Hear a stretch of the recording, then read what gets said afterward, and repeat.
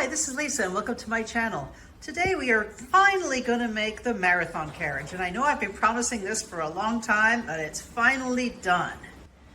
This is a single carriage, a single seat carriage, which will hold one groom at the back, no navigator, and it is set up for a single horse with the regular shafts, or there's a way we're going to be able to do shafts for a team of 2 horses.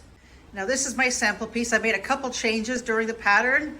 And you can find the pattern down below in the description, and I really appreciate everyone's support. This pattern has taken me a lot of effort to finally come together. The cart is made of metal and everything else is leather. Everything is spec'd in the pattern, and it is actually not that hard to make. These 3 videos will lead you through step by step. I've tried to include almost every step, so if you have any questions, but the pattern is around a 50-page document, and it also has full color pictures, step by step, with everything explained.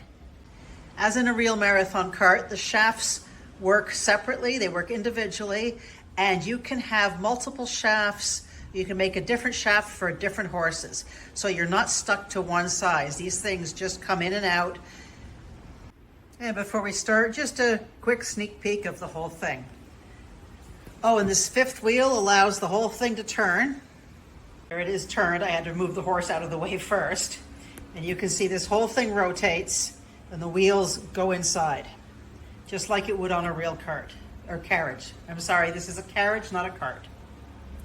Just also want to mention that I have information in the pattern on how to make this at other scales other than this regular 1/9 traditional. So please let me know any comments below, what you think, and if you make it, I would love to see yours in my Facebook group. And if you have a moment, please like and subscribe. It really helps me out. Let's get started.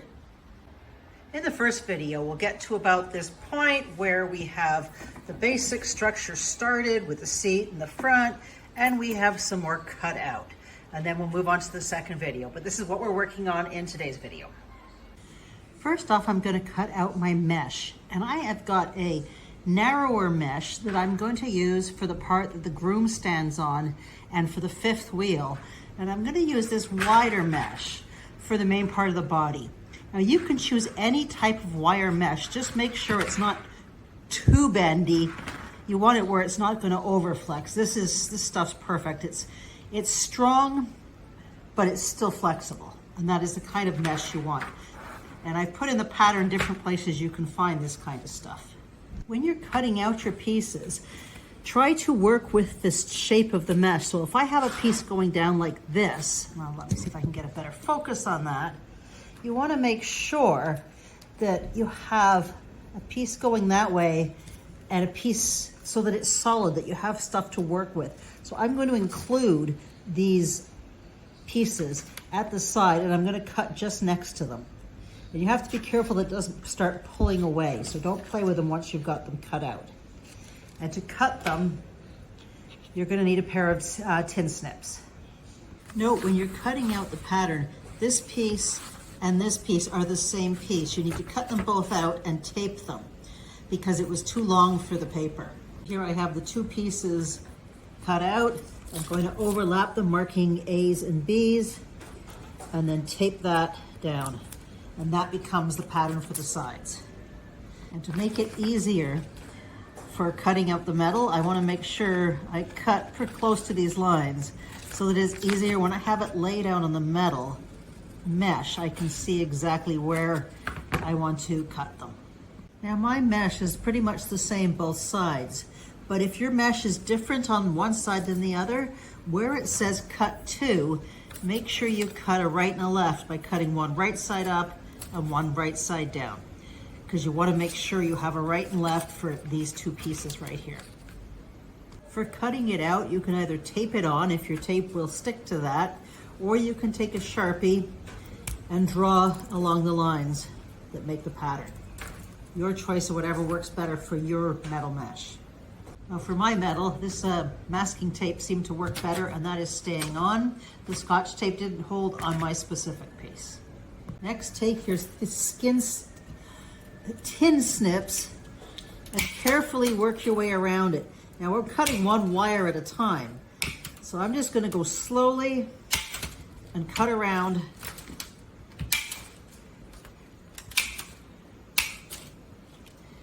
And that way you can see it is cutting out quite well. Here you can see I'm cutting the groom stand and the fifth wheel out of the finer mesh. Now when you're cutting pieces out, it's best to err a little on the larger side for the metal, because these pieces will be soldered onto another piece, and it's better to have a tiny bit extra than less. Now here I've cut out my two pieces of a 1/4 inch metal brass here, and what they are going to do is they are going to sit on the edge like this, and then this other piece is going to come along here. But first we're going to attach this. The curved end is the front, so you need to put the metal on both sides. Before doing any soldering, make sure you take isopropyl alcohol, that's the one that's close to 100% or preferably 100%, and clean any areas that are going to be soldered. And I just use a makeup cotton for that. And if you want, in some areas, especially like that, you may want to run some sandpaper along the end that's getting soldered. This is not the end that's going to be showed up. This is the side that's going to attach.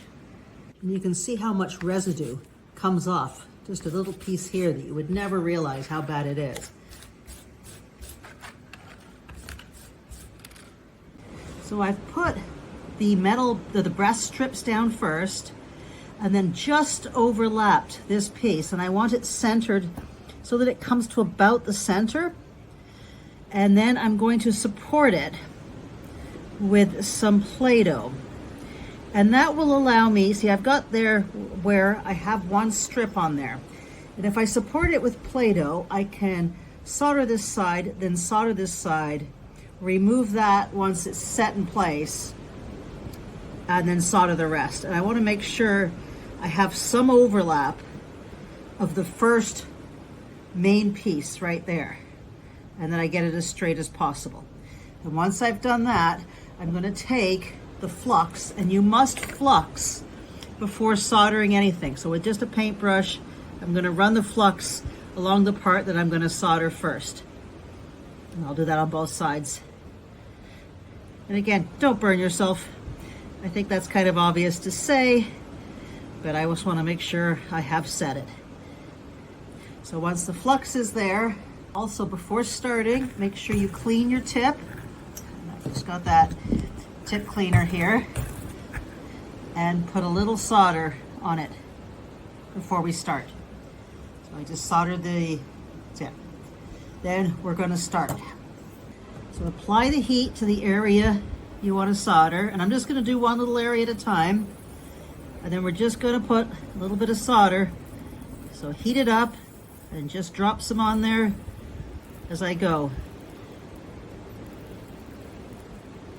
Now, brass actually solders quite easily, but the other metal will not. We just want to make sure it tacks on like we have here. So I'm just going to work along, drop it on. And once you've done a spot, if you want to do it again, you need more flux. Once I have a few pieces done, I can remove this Play-Doh, and you can use these little pokey sticks so that you don't burn yourself. And always make sure you've washed your hands before you start this and after, because there is lead in this solder. One of the things you have to take account of is the brass will heat up first. So we're trying to heat mainly the little ends of the metal sufficiently so that your solder will stick in there between that and the brass, which heats up a lot faster. If you have to hold it a little longer, then we do. So we get it so that it sticks. Once you have enough of it tacked, turn off your machine, your iron. You want to give it a little clean first and put a little bit of solder on it, and then turn that off and let this cool. I'm going to leave everything set up as I'm coming back and forth working on this, but for now I'm just going to let this cool down so I can do the next step. Said after every time working with it, wash your hands.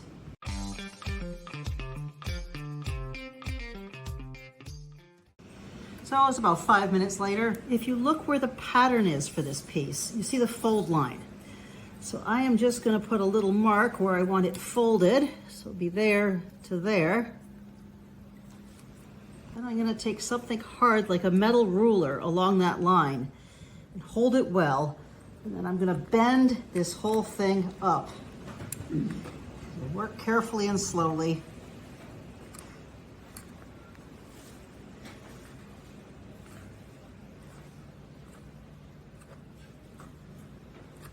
Just going to use the ruler right in there to get a better fold line on the mesh. So I've bent this on about a 45-degree angle. The round side is up, and this part is the base or the horizontal. This is the horizontal of your cart from now on. Everything works off this is horizontal. Next, I'm going to prep these two long pieces and make sure they're properly cleaned, and then go turn on your soldering iron again. How this is going to work is you have this front piece and the curve continues on this piece. It is not going to have a hard bend here, but it's going to follow. So if you follow these directions, it will work out just fine. But this is going to be the piece that goes down over the back wheel. So make sure the flat cut is on the back and the rounded edge is at the front. And first we're going to solder on this part, the top. And we're going to do that. And then we're going to bend it. Once this is tapped, we're going to then fold it and do this piece. What I'm going to do is support this with some big chunks here of Play-Doh so that it's not going to move. And I'm going to tack it front and back. Then I'm going to remove this and finish that solder. So we're just going to get it into place. I have the flux there, and then I'm going to do just this spot right here.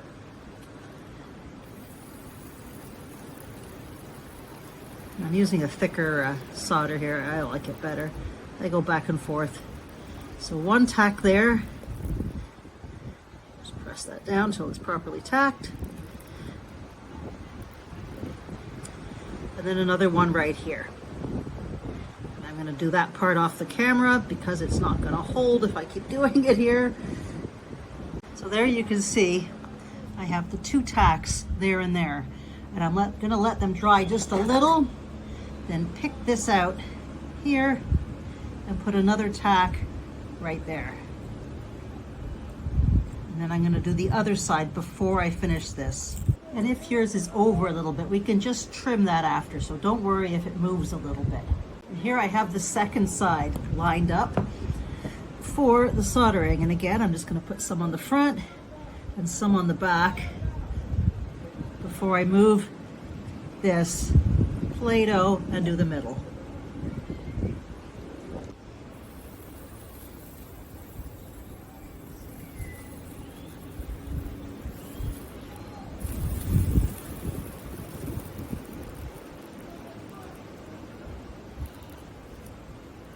Get that piece to stick.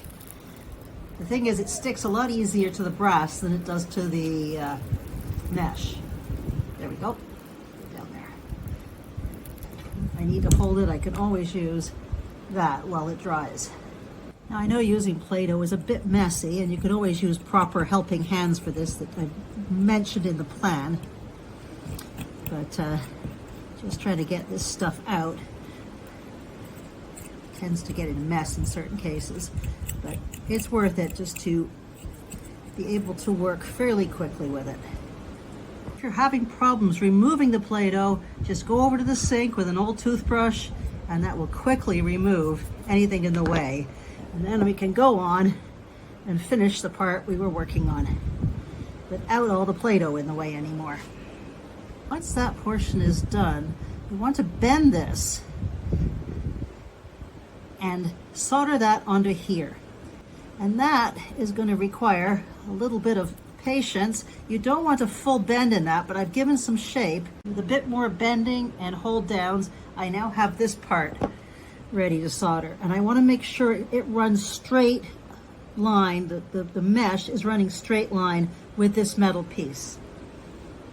You want to make sure you have a good solder at this bend point because there'll be more stress on this bend point here. So make sure you solder that spot quite well because you don't want it popping out. Once you've done that side, you make sure it's stuck and then do this side. So I've taken that and washed it with a toothbrush and some water, and I have a few bumps. I'm going to take some coarse grained sandpaper and make sure I get rid of those. Next thing I'm going to do is take my fingers and bend this up a little bit so it creates more of a cage around this area. Both sides, just carefully, just a little bit more of a rounded cage, just so it looks nice and complete. I know in past videos I have discussed straightening the brake line tubing, but I have just purchased this straightener, which is for 3/16. So with this straightener, you can now put in your brake line tubing and make sure there's no burr on the end, and this straightens it wonderfully.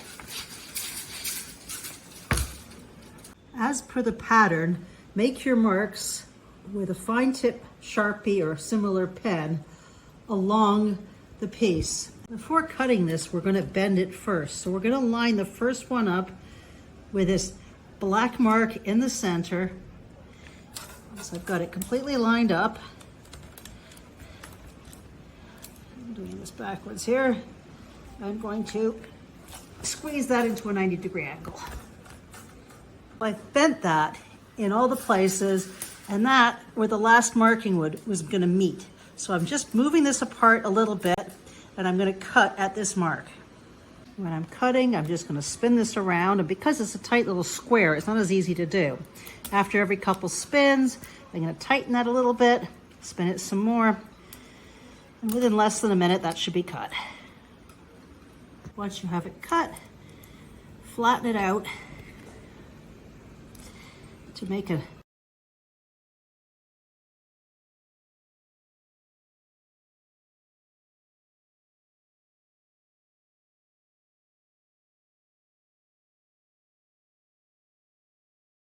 I'm also cutting the two small front seat supports as per the pattern. The next piece, when you bend it, these two pieces should be the same width as that back of the groom stand, and the top is going to attach to this seat piece we just made.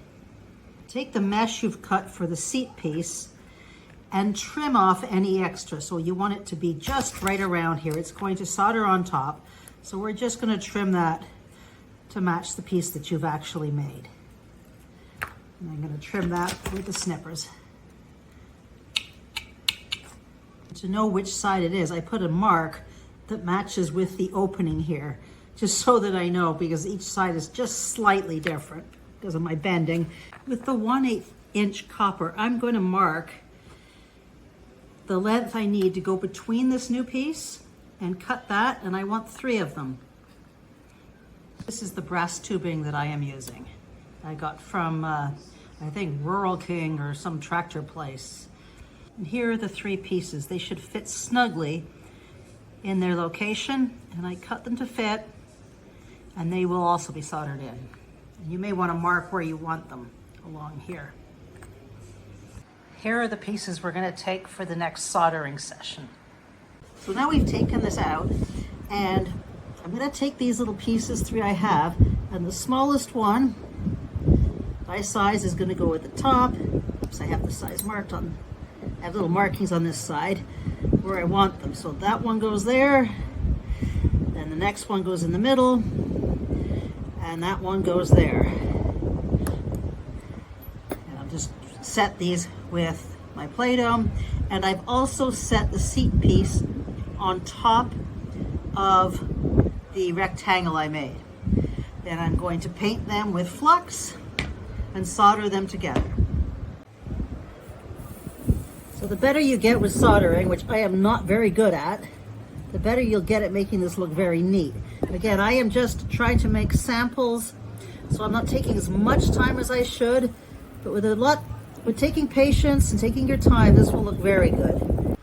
And this is the base for the seat. There'll be something on top of this. You're soldering 2 metals like this, it's very important that we get the bottom metal, the the steel, which takes more to solder, make sure that is hot so that the solder is going to flow to the bottom and not just stick on top of the mesh. You want to pull it down to the steel. So I'm just slowly working my way around this. I'm just doing a little bit at a time. It doesn't take a lot to glue this down.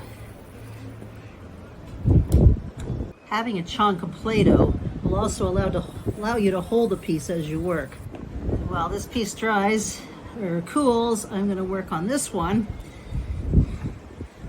Again, the same thing. I'm going to heat more of the steel than the brass. That already had enough solder on my tip that I didn't even have to do anything else with it. It just sank right into the spot. Once this is cooled for a few minutes, you can look around and see if you've missed any spots. Now you can solder it from underneath if you want, or you can just fix those spots as you did the rest.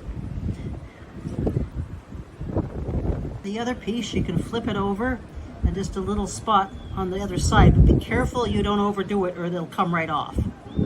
Now on this piece, determine which side you want to have as a good side, and I'm going to use the first side I did here as my good side. Now lay that good side down, and then with the join at the middle back, I want to join this where this seat is on just a slight angle leaning towards, and the centers should match. I will put the amount of lean in the pattern and make sure it's as square as possible. Then I want to solder right along here.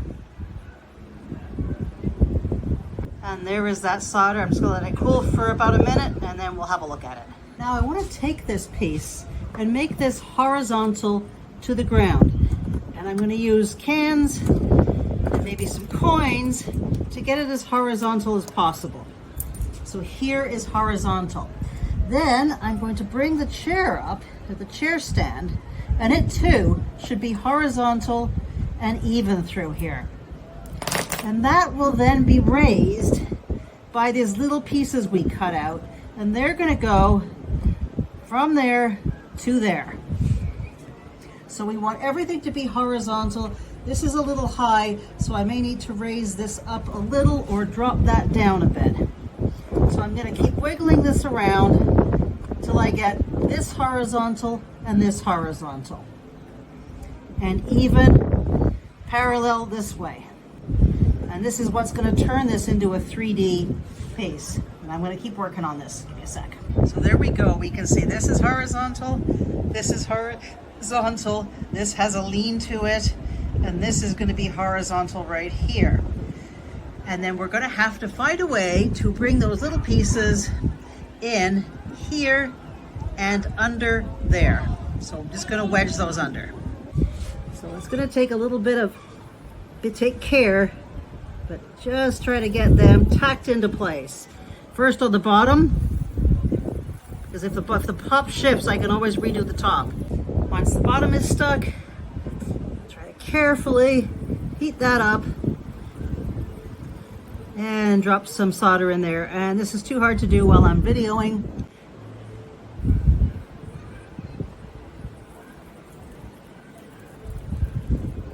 There we go. Now, keeping this as horizontal as possible, it should sit just above the first rung. And I'm going to put a little bit of solder or a little bit of rosin in there. Sorry, flux. And I'm going to just spot tap that in to this spot right here. That is the end of that soldering session. And here we have it right now. We have the back spot where they'll hold on. This will be covering the wheels. This needs to be horizontal. This is horizontal. The feet go there, and it'll look a lot better when it's painted. And there'll be a seat sitting on top of this. This is actually the seat. This is the platform for the seat. So let's get to the next piece now, and that's the piece that's going to go around here. For the next piece, we're going to cut something that goes all the way around from just past here all the way around to just past here on the other side. Now I'm going to cut it extra long so I have some working room. So I'm going to cut a piece of straightened 3/16, 24 inches. Find something similar size to the end of the curve. I'm just using a large round plastic container, and I'm gonna, with this center mark, I'm going to bend that over this piece. Now that was quite simple. I just flattened that out just by going like that a little bit after bending it. I'm checking to see how close it is. I can just move it slightly until I'm happy with it. When I have where the front meets, I am then going to mark the 2 spots where things happen here and it turns. So I have those 2 parts marked. And then I'm going to bend that in and on a bit of an angle so that it's going to come along this way. So I want that so it's going to bend up a little as well as in. So if I did that, it would be a perfect bend like we normally do. So scooching it up or down changes the angle. And I want it to go up, so I'm going to push that down and give it a bit of a squeeze. I can manipulate that a bit with my hands at the joint to get more of a bend on it so that it follows around smoothly. The center is at the center. It's going to attach, and then it's going to come straight along here. And then I'm going to do the same with the other side. Here's the piece so far. So that was rounded. That was bent across and up. So this flares up on both sides. Then I took this and marked it where it comes across, where it meets here. And then added another 3/4 inch mark as well. And I've done that on both sides. So there is my piece right there. Now with this flat, I want to get this so it bends completely down parallel to this, and I want it on the same angle, so almost 90 degrees. I want it on this angle, the angle of this piece right here. And here is the bend on this side, as close to this angle as possible, same on the other side. And then we're going to cut at both of those 3/4 inch pieces. I started the bend of this next piece the same way I did the first piece, and then I flattened it out a little. Looking at this, it has to go along there and then turn in. So I'm going to have to use a little bit of force with some pliers to finish that bend. I'm going to do each side just a little bit at a time, and then test it on here, and it should meet in front of the seat and be horizontal, vertically above this piece when it's held horizontally. So I need to do a little bit more of a bend, work each side carefully. You want to keep a nice round bend here. Same on both sides, and test again. Okay, I just need a tiny bit more and I'm good. For the brass rod piece where there's the 2 markings, I am going to bend it on a 90-degree angle at the 2 middle pieces to form a U shape. Don't need to change your setting to the 1/8. The 3/16 works just fine for this because it's so soft. The width of this needs to sit on the back of the seat stand. So if you need to push it in or out, pull it out a little, it should just rest at the corners. So I got it so that it's going to sit there. And these are the pieces you should now have for the next soldering adventure. So that's all we're doing in this video. Join me in the next video when we get some more of this done. And here are some other videos that you may be interested in. They're using the same techniques with the brake line tubing.